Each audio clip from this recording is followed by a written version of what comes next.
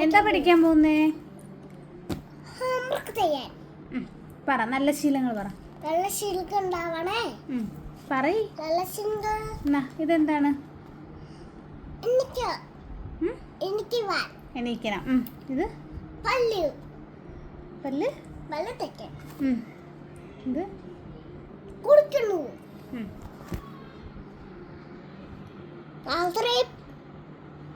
രാത്രി പ്രാർത്ഥിക്കുന്നു. രാത്രിയല്ല, രാവിലെ പ്രാർത്ഥിക്കുന്നു. രാവിലെ പ്രാർത്ഥിക്കുന്നു.